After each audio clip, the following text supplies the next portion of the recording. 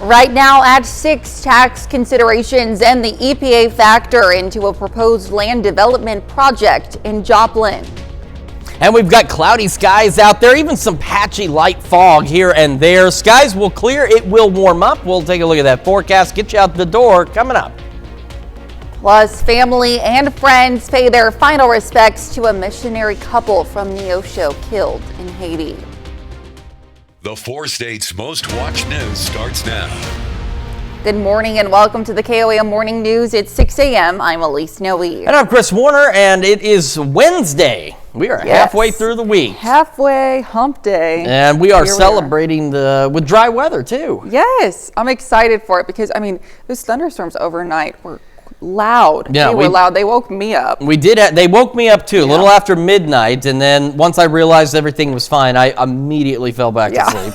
But of course, Doug was here keeping an eye on stuff. We did have some severe weather last night, but thankfully nothing significant. That's the first, I think, severe weather event we've had in the last couple of months where we haven't had anything significant out of it. Isn't that crazy? It's been exhausting. A wild couple of months for this severe weather season. So now the other side of it is this is what we're transitioning to, though, is events like that where we're going to see more like lines of storms that could be strong to severe, which does reduce some of the severe hazards overall because, when storms are separated, they're individual, they can get a little stronger, a little more severe. So let's take a look outside before I ramble on too much. We've got cloudy skies, a bit of a breeze, winds will calm down, and these clouds will eventually clear. And if you look, there's a light fog in some locations, nothing overly dense, but do be aware of that as you're traveling out there. MoDOT camera 32nd and range line, still some wet roadways. Things are gradually going to dry out. And of course, once we get some of that sunshine going,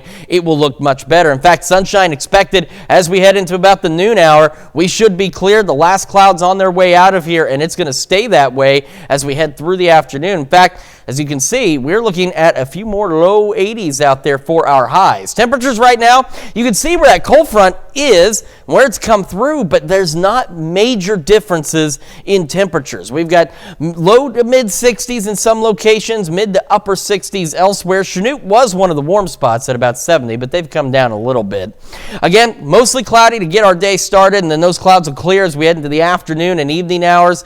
Highs into the low 80s, upper 70s, but again, we're going to see a lot more low 80s today than what we've seen the last few days. We do have some additional rain chances on the way, but thankfully at least not for a little while. We'll take a look at that full forecast here in a few more minutes. Elise? All right, thanks, Chris. The Carthage Police is asking for your help in locating a missing juvenile. 17-year-old Jocelyn LaRue went missing yesterday. She was last seen leaving her home in Carthage in a silver Nissan Altima with license plate VJ0S6G. The vehicle has been reported stolen. Her direction of travel and destination are unknown at this time, but she is known to visit the Joplin and Webb City areas. LaRue is 5 feet and approximately 110 pounds. She has blonde hair and blue eyes. If you have any information regarding her whereabouts, you are asked to please call the Carthage Police Department. And to be the first to see breaking news, weather, and sports, download the KOAM News app. It's available free of charge in the Apple App Store and the Google Play Store. Just search for the KOAM News app. Family and friends paid their final respects to Davy and Natalie Lloyd yesterday in Neosho, Missouri. The pair had worked as missionaries for just over a year, serving for the group Missions in Haiti. Less than 2 weeks ago, gang violence in Haiti took the life of the young couple. The Lloyds were laid to rest yesterday at the Bible Holiness Assembly Church, the same church they were married in. Natalie Elizabeth Lloyd is the daughter of Missouri Representative Ben Baker. Well, people who want to express opinions concerning a US 69 study in Crawford County should submit them soon. KDOT reminds the public they have just under 2 weeks to participate in an online study survey on the topic. The project is a corridor study to evaluate the current and future needs of the highway. KDOT has also conducted some public hearings to discuss the highway proposal. The department is asking residents what they see as an issue or non-issue. You can participate in the online survey until June 17th. Just go to KOAMnewsnow.com. No specific dates have been announced for the study completion. The Missouri Coalition for Roadway Safety announces nominations for Highway Safety and Traffic Awards. The nominations are open to individuals, organizations, and events to be recognized for efforts in making Missouri's roads safer, with the ultimate goal of zero fatalities in the Show Me State. We've provided a link on our website for a complete list of categories and more information. Winners will be recognized at the Missouri Show Me Zero Conference in Columbia at the end of September. Joplin city officials say the proposed project site for the new Prospect Village will need to be developed because of possible contamination. The council approved a first reading for a TIF agreement for the proposed development Monday night. But city officials say part of their due diligence is making sure the site meets environmental standards, so the EPA will be involved. Prospect Village is a $375 million complex proposal with plans for housing, indoor arena, and a grocery store located east of Rangeline Road and south of 20th Street in Joplin. 2 more council proposal meetings concerning tax increments financing are scheduled before the project moves on to the next step. To gain final approval, a TIF plan will need to be developed and presented to the TIF Commission, which is an opportunity for the public to hear at a public hearing the details of the development plan. A second hearing of the TIF will happen at the next City Council meeting on June 17th. And that's a look at this morning's top stories and weather in our first 7 minutes. Coming up on the KOAM Morning News. Job openings have fallen to the lowest point in 3 years. Plus, President Biden has taken executive action to restrict asylum claims at the southern border. And Chris Warner returns with another look at your Wednesday forecast. You're watching the KOAM Morning News. We'll be right back. Topping Nation Watch this morning, job openings have fallen to the lowest point in 3 years in another signal to the U.S. economy is slowing. There were roughly 8 million jobs available in April, a second straight month of shrinking openings. In data released Tuesday, the Bureau of Labor Statistics notes that that's the lowest since February 2021. It's also less than economists were expecting. As of April, there were an estimated 1.2 available jobs for every job seeker, a ratio not seen since June 2021. Layoffs also dropped to 1.52 million, the lowest level since December 2022. Meanwhile, both the quit rates and new hire rates saw minimal movement in April. Well, in New York, the federal corruption trial against New Jersey Senator Bob Menendez is now in its 4th week. Yesterday, 2 FBI investigators took the stand to detail what they heard between Menendez and others as he was dining with at a DC steakhouse in 2019. The FBI surveillance teams were there blending in and eavesdropping on conversations.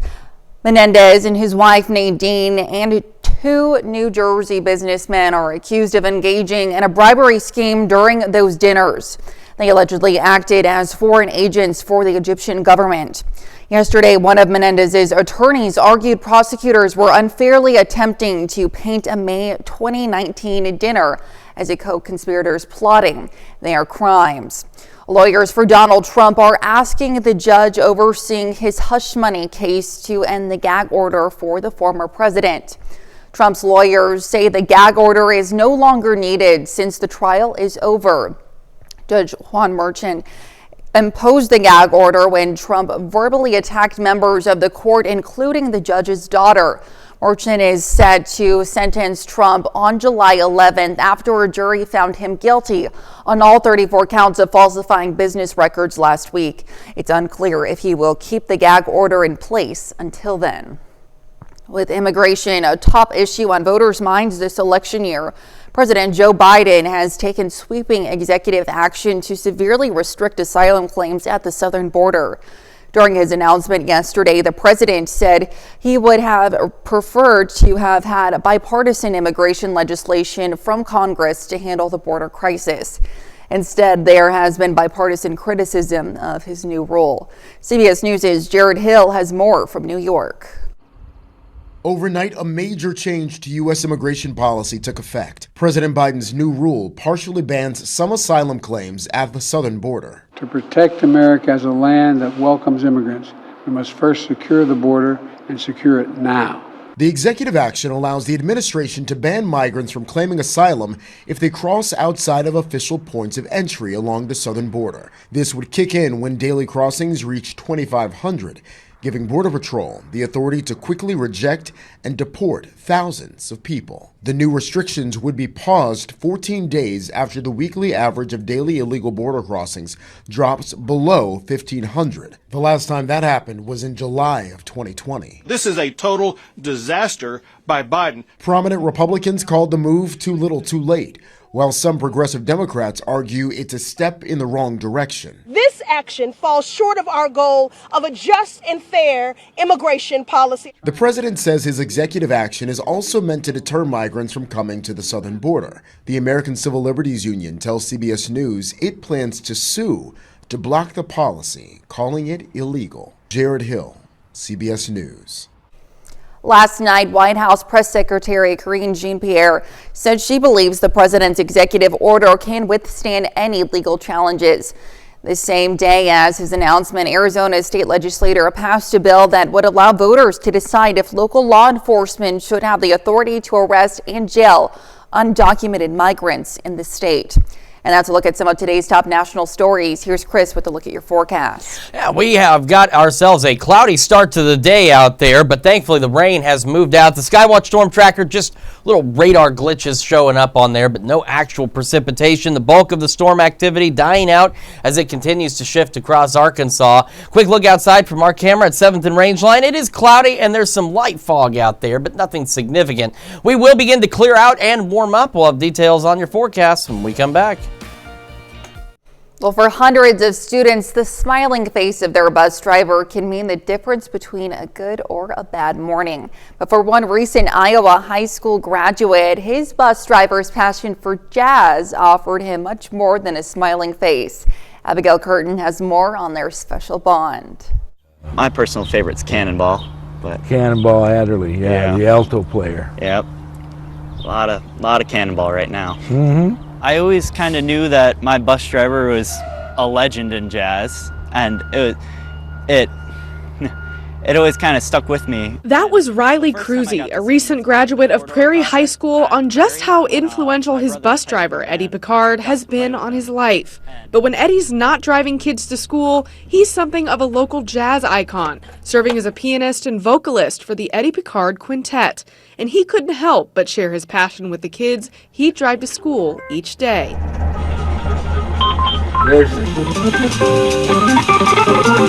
And for Riley, it stuck. All those years riding the bus, and that's all I would hear going in the background. I came to love it because I was like, what the heck is that? Oh, and then slowly figured it out. And then I started getting into the jazz bands in 7th grade, and I never looked back since. I like doing this. I like the routine. After over a decade of driving Riley to school each day, Picard says it's a blessing to be able to share his love of jazz. Oh, it means everything. It's just it feels like I really like my job, and it's because of people like him. Yeah. And Riley, an avid saxophone player who plans to study music education in college, says he wouldn't be where he is today without Eddie's influence. Music's all about those connections you can make, the people you know, and getting to hear them play. It's a source of inspiration for all musicians. So getting to know someone over my entire life that I can turn to and listen to for amazing jazz is incredible. Riley says he hopes to get into the University of Northern Iowa's Jazz Studies program. Now here's Chris with a quick look at your forecast. Yeah, we've got a cloudy start out there today, even some patchy light fog here and there. All of this will clear out and then we'll warm up. The latest on that coming up.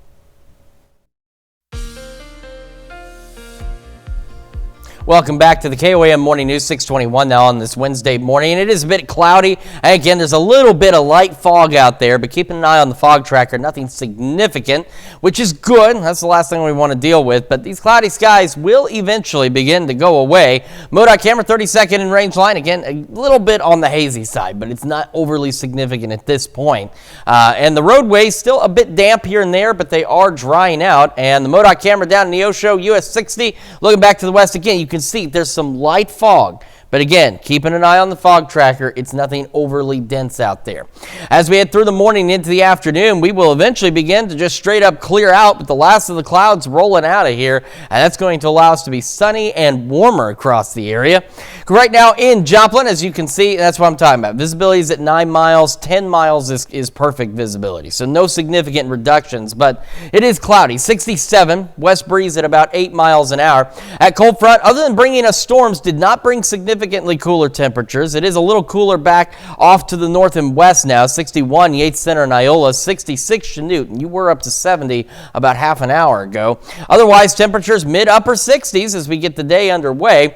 Will be mostly cloudy again to start, which is where we are now, and those clouds will gradually clear. 74 by 11 o'clock this morning. That's ahead of highs into the upper 70s and low 80s again, but with more sunshine across more of the area, we're expecting a lot more low 80s for highs today. And again, these clouds will begin to just eventually just go away as we head into the afternoon. Through the evening, also clear, 69 by 10. Overnight lows back into the low 60s, so a little bit chilly tonight. And some of us, without any cloud cover, we lose some of that heating. Some areas could go back into the upper 50s, so definitely a cool night ahead, especially considering that we are in June right now. As we head into Friday night, though, thunderstorm chances return. So between here and Friday night, after sunset, we're okay. So if you've got plans Friday, don't cancel them at this point. But we're going to start to see showers and thunderstorms roll into the area. I wanted to see something. There is no way that that's accurate. I think that well, maybe it is. Either that or there's something wrong here. It's saying 101 in Dodge City by Friday night, and that does not make sense. Either way, thunderstorms rolling into the area as we go through the night and into Saturday and Sunday and even into Monday. We're going to have scattered showers and thunderstorms sticking with us. There's some question as to exactly how these are going to set up, but there are concerns about flooding potential as we head into the weekend. Right now, the good news is we're not overly concerned about severe weather. That could change. We could see some strong storms, but at this point, flooding is the main concern. As you can see, we stick with rain and even at times heavy rainfall through most of the weekend and into our Monday out there. So again, between here and there, though, we're going to be pretty decent. Mostly clear skies tomorrow and Friday, mid-upper 80s. Storms by late Friday. They will continue into Monday. And there's some model data that suggests we might see some storms on Tuesday, so we'll keep an eye on that for you. But take a look, though. After those storms come through, temperatures below normal, especially on Tuesday, into the mid-70s, and we'll clear out and warm back up toward the end of next week. Let's check your forecast. We're going to send it over to Lisa now with Health Watch. Thanks, Chris. Well, new research from University College London reveals that adolescents diagnosed with internet addiction undergo brain changes that can fuel even more addictive behavior. The study also finds internet addiction can harm mental health, social relationships, academics, and career prospects. Researchers encourage young people to limit their internet usage. Americans are concerned about healthcare affordability as they get older. According to the West Health Gallup 2024 survey on aging in America, 73% of Americans under 65 worry Medicare won't be available when they need it. And the numbers back it up. Medicare's trust fund is set to deplete in 2036. And man's best friend really lives up to his name for military members and veterans with PTSD. A study in JAMA Network Open finds partnership with a trained psychiatric service dog reduces PTSD symptom severity, depression, and anxiety after 3 months compared with usual care alone. Well, as the temperature rises, so does the risk of heat-related illnesses. And certain medications can make a person even more vulnerable when it's hot outside. Mandy Gaither has more on which medications don't mix well with heat and precautions to take to stay safe.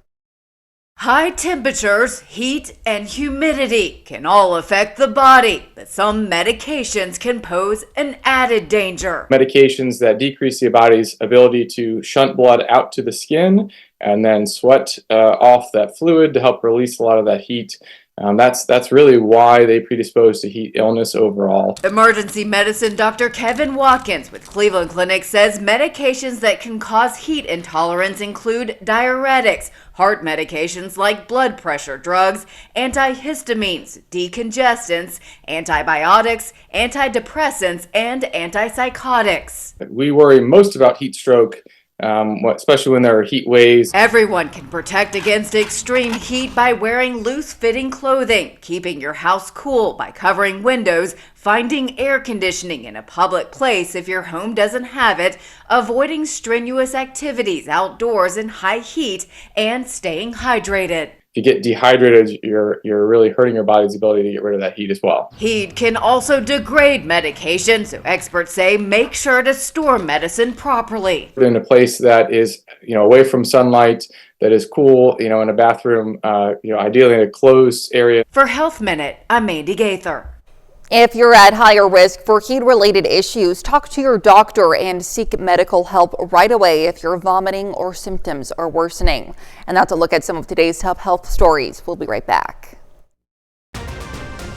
Right now at 6:30, a check presentation supports Joplin High School's science research program. And skies are cloudy this morning and even some light fog out there in some locations. However, all of this is going to clear out. We'll have a look at that forecast, get you out the door coming up. Plus, friends, families, neighbors, and coworkers join forces to help clean up a part of Joplin. The 4 states' most watched news starts now. Well, good morning and welcome to the KOAM Morning News. It's 6:30. I'm Elise Noe. I'm Chris Warner. It's Wednesday. We've made it halfway through the work week, and boy, it has been a bit of a wet week again out there. Yeah. However, it's going to dry out. I'm excited for it. It's about time. I think a lot of folks are. And like I said, the nice thing is we've needed this rain for 2 years. We've had drought conditions across the area, and for the first time in a long time, those conditions have improved significantly. However, it would be nice to have a couple of decent days during the week to enjoy some nice weather, and that's what we're going to get, even though it doesn't look like it right now. That will change as we head into the afternoon. This is, of course, MoDOT camera, 32nd and Range Line in Joplin. And as I mentioned, you can see a bit of that fog, but again, checking the fog tracker, visibilities are not significantly reduced, even though it may look like it from the camera's perspective out there, but it's not. It is cloudy, though, yeah, that was our camera on the Cornell complex. For some reason, those are in there twice. I'll have to fix that. Here's a look outside, or at the future tracks. As we end the afternoon, again, skies cleared through the morning, and by this afternoon, we are going to be dry, we are going to be clear, we are going to be warm. So highs today are going to be like the last few days, upper 70s, low 80s, but take a look. There's a lot more low to mid 80s, maybe even some upper 80s for some of us, because we're going to get a lot more sunshine. That cold front has brought some cooler temperatures now back behind it, but not significantly so. 61, Yates Center and Iola is the two cool spots. Everyone else mid to upper 60s out there. As we go through today, again, those highs upper 70s, a few more low 80s out there. We'll be cloudy through the first portion of our day, and then skies will begin to clear as we head into the afternoon and evening hours. We'll have another full look at your forecast, talk about some upcoming rain chances once again here in just a few more minutes. Elise? Chris, thanks. Well, the Show Me State is looking for individuals and organizations that make significant efforts to care for trees in their communities. Nominations for the 2024 Missouri Arbor Award of Excellence are now open.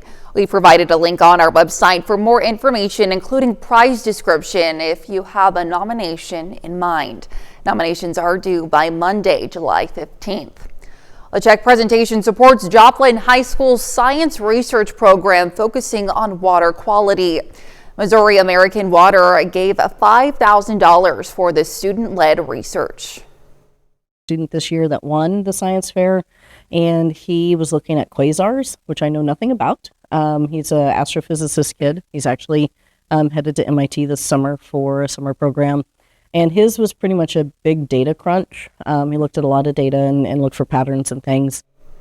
The presentation is part of the American Water Charitable Foundation's Keep Communities Flowing grant program, focusing on 3 pillars of giving: water, people, and communities. The city of Joplin hosted a downtown clean team event yesterday evening. Folks with an hour to spare could come out to the Joplin Avenue Coffee Company to help clean up around the area. The event, sponsored by the Downtown Joplin Alliance, encourages people to take pride in their city. Unfortunately, even with a lot of the city trash cans being available, not everyone makes it to them. Trash doesn't always make it to them either. So it can build up pretty quick in areas, especially like where we are in this parking lot. People like to toss things out of their cars, so somebody's got to clean it up. The clean team meets at different locations each time to try to keep on top of the entire district. The next scheduled clean team event is August 6th. The Spiva Center for the Arts in Joplin will host Watercolor USA in 2025. The event and art exhibit will take place from August through October 2025 during the temporary closure of the Springfield Art Museum due to construction. If you can't wait until 2025, you should know the Springfield Art Museum's opening reception for the 63rd annual Watercolor USA is this Friday from 6 to 8 p.m. This year's free event features 80 works by 80 artists representing 31 states. 13 of this year's artists are from Missouri. And that's a look at this morning's top stories. Coming up this half hour on the KOAM Morning News. The FCC and AT&T are investigating the cause of a brief nationwide outage yesterday.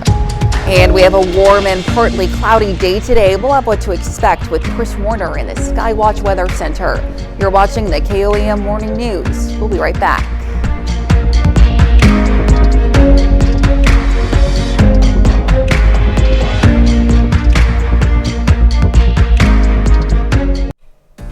In Consumer Watch this morning, a new crop of grads leaves college. The struggles of student loan debt can take center stage, and new research finds that the struggles aren't limited to Americans in their 20s. Millions of older Americans have made costly decisions about student loans that could impede their retirement plans. Karen Kaifa is in Washington with the details and helpful insight for borrowers of all ages. Student loan debt is typically viewed as an issue facing younger Americans, but new analysis shows a burden on some Americans over age 55 that could clash with retirement security. It's not what you usually think, that they took out student debt for their children. It's actually for themselves. Student loans have often been described as good debt, with borrowers taking on loans in the hopes higher education will boost income over time. But a new analysis by the Schwartz Center for Economic Policy Analysis at the New School finds more than 2.2 million Americans over age 55 carrying student loan debt. Teresa Ghilarducci is a professor of economics at the New School and specializes in retirement and older worker issues. It's only good debt for the young, and it's only good debt if it's a low amount of debt. Older borrowers tend to see income narrow at retirement age and are more likely to carry other debts like mortgages and car loans than younger workers. Karthik Monikam, author of the New School report, says that can lead to tough choices. It's likely to affect their retirement ability because they have to either sort of decide between extending their working life and continue to work to repay their debt, or reduce the amount of retirement savings that they may be able to save. Another potential consequence that could diminish retirement income, Monikam says, delinquent federal student loans can result in garnishment of Social Security benefits. In Washington, I'm Karen Kaifa. The Federal Communications Commission and AT&T are investigating the cause of a brief nationwide outage yesterday. The outage prevented customers from being able to make wireless calls to non-AT&T users. The carrier says the issue has been resolved and that calls between AT&T customers and to 911 were not impacted. Well, the war over tipping culture continues. A new survey from Bankrate released today shows that nearly 3 in 5 Americans have at least one negative view of tipping. While the survey found that negative views on tipping tend to increase with age, older Americans still tend to tip more at restaurants. 86% of baby boomers say they always leave a tip when dining at sit-down restaurants compared to only 35% of Gen Zers. And Special K cereal is celebrating mothers and making history all at once. According to parent company Kellogg, a new special edition cereal box will be the first ever to feature a pregnant woman cookbook author, Molly Baz. Special K is also making a $25,000 donation to United Way in celebration of their partnership. It's all part of the brand's Special for a Reason campaign. With the school year winding down and summer vacations on the horizon, many Americans have their sights set on some rest and relaxation. But while flying isn't always the cheapest mode of transportation, getting to your upcoming destinations could cost you even more this time around. Correspondent Jackie Ibanez reports. I'm excited about kicking off the summer. But according to airline industry experts, that excitement could burst as many travelers gear up for summer vacations. The International Air Transport Association is warning the cost to fly is expected to continue rising. You never get them in low prices or discount prices. At the trade association's annual meeting Monday in Dubai, officials highlighted factors behind the surge, including stubborn global inflation that's been high since the COVID-19 pandemic. Jet fuel prices, which account for about a third of all airline expenses, also remain steep. Officials say there's also not enough new aircraft being built. The lack of supplies is forcing many airlines to use older planes that burn more fuel. It's also preventing airlines from expanding routes to lower prices. Willie Walsh, Director General of the IATA, says in part, quote, "The airlines will continue to do everything they can to keep costs in control, but I think it's unrealistic to expect that airlines can continue to absorb all of the costs." This comes as air travel numbers have rebounded since 2020. It is wonderful to see the terminals full again. Still, higher prices are forcing some travelers to make compromises. It has gone up a lot. This was not our original destination, but we chose here because it was cheaper.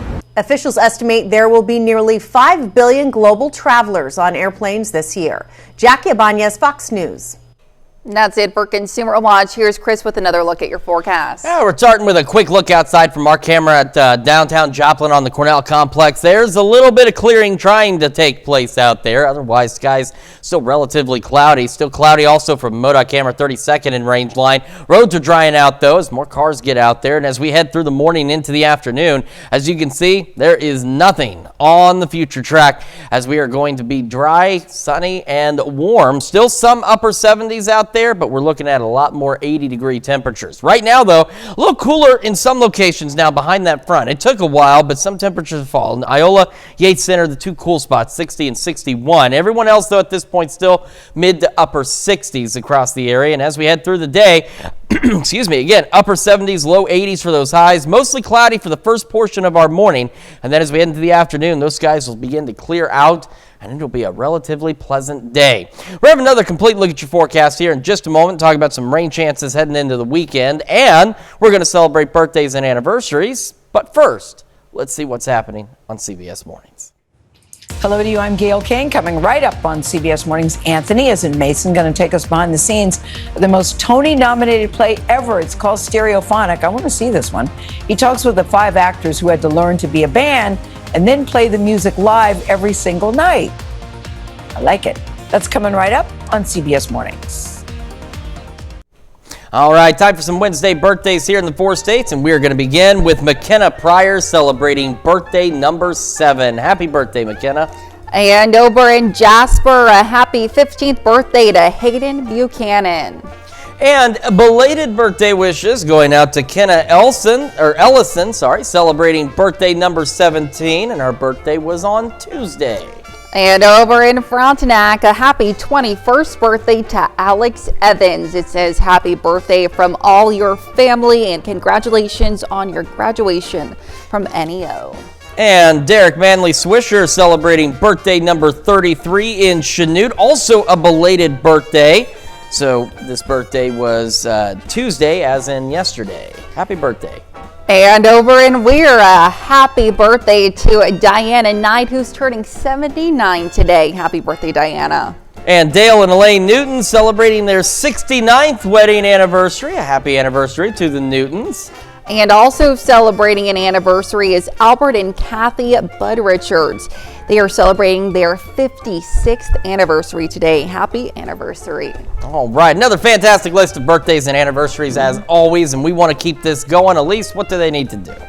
Go ahead and submit your birthdays and anniversaries to birthdays@KOAMnewsnow.com. Be sure to include any photos and birthday messages, and also to, of course, meet the deadline that you see at the bottom of your screen. And as we've mentioned before, that's just to ensure that your birthday and or anniversary airs at the appropriate time.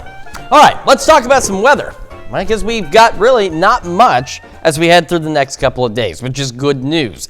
Right now, though, it is cloudy. This is our camera on top of the Cornell Complex, downtown Joplin, a bit breezy. These clouds on their way out. We're getting a little more light out there. In fact, I was just looking at our camera at 7th and Rangeline, and you could see some sunshine. I think it's kind of gone away, but trying to hit that the shopping center out there. MoDOT camera, 32nd and Rangeline, also looking a little brighter out there, so these clouds will continue to clear. Boy, I'm just wondering about some of our weather technology. I wonder if there's a computer that needs to be restarted somewhere, because the fog tracker is not showing any of this, and that looks a little denser than what the fog tracker seems to be indicating. And we had that future track earlier that indicated it was going to be over 100 degrees at 9 o'clock at night in Dodge City, and I don't think that's going to happen either. So do watch out for some patchy, dense fog out there. All right, let's take a look quickly at the future track, because this is really the only stop we need to make, because by noon, the last of the clouds are out of here. We'll have a light north breeze at about 5 to 10 miles an hour, and temperatures will begin to warm up. Our camera, 7th and Rangeline, there you can see a little bit of what looks like some daylight trying to get out there. 67. Wind is west at 8. Visibility has been reported at 9 miles. And in Joplin, the fog doesn't look so bad, but as you get a little further south in the ocean, it looks a little thicker down there. A little cooler now, Iola and Yates Center, both into the low 60s out there. Everyone else, though, still mid-upper 60s for the most part. Again, Monette. I was looking at Stockton. This is Monette, sitting at 63 degrees. As we get our morning underway, again, mostly cloudy skies to start, but we're going to see these clouds begin to go away, and we'll be mostly clear by 11 a.m. 74 degrees out there. We're looking at highs today, a lot more low 80s out there than what we've seen here lately. A little bit warmer once we get more sunshine in place. We're having another look at your forecast, plus the news you need to know here in just a moment. And when we make the switch over to Fox 14, we're going to see how a Florida school has a tree whose roots have traveled to space and back.